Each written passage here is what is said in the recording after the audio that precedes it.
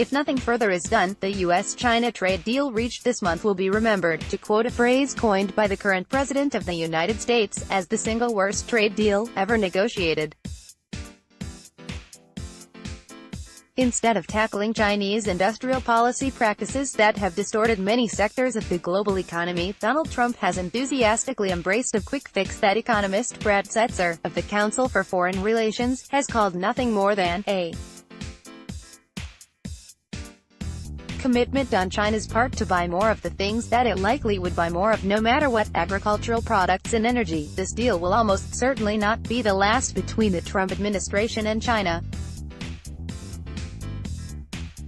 But nearly 18 months into the Trump presidency, it highlights how little the U.S. has to show for its new approach on trade. Trump marched into office promising that his threats and toughness would succeed where generations of weak U.S. negotiators had failed. Instead, he has so far been left all but empty-handed. The Trump trade policy is now emerging as a cautionary lesson in the limits of economic coercion, even when carried out by the leader of the world's largest economy. Trump's playbook on trade is nothing if not consistent: open with a series of threats, and then gamble that the prospect of U.S. trade sanctions will force countries to make concessions they would otherwise resist.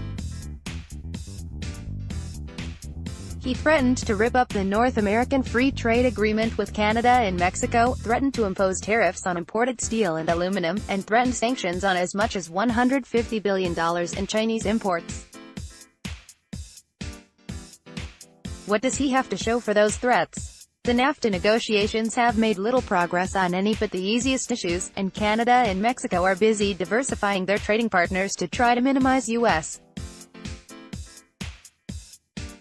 leverage.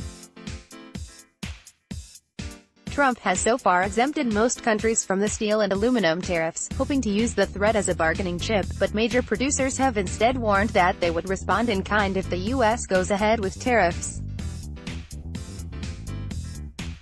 Those few hit already by the tariffs, Japan in particular, are also moving to retaliate. And Japan has steadfastly refused Trump's demand to start bilateral trade negotiations. The only country to make any real changes in the face of U.S.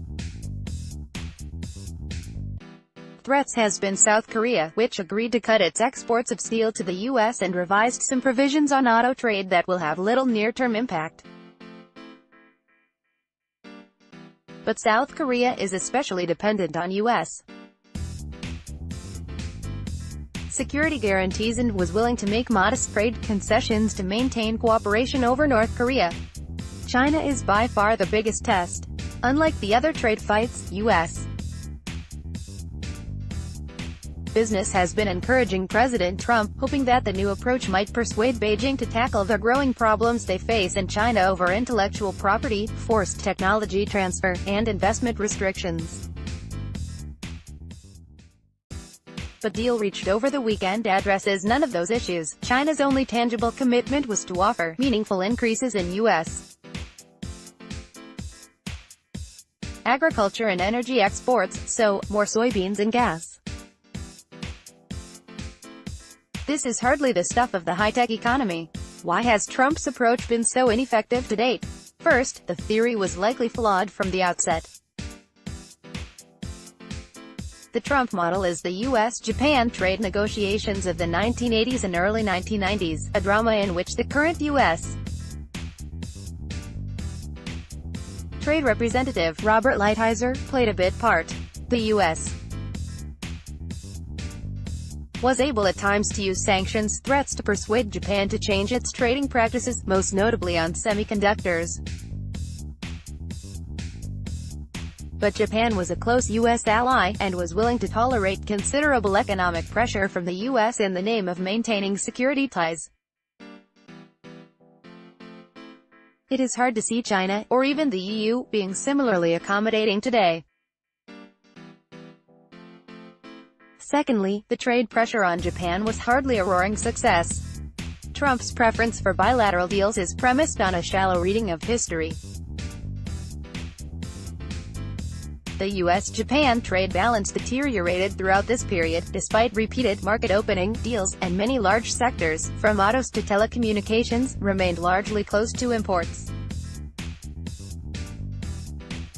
The limited progress made over years of bilateral U.S.-Japan talks was one of the big reasons the United States was willing to trade unilateral pressure for binding dispute settlement through the multilateral World Trade Organization, launched in 1995. Finally, as the Trump administration is learning with the growing chorus of protests from U.S.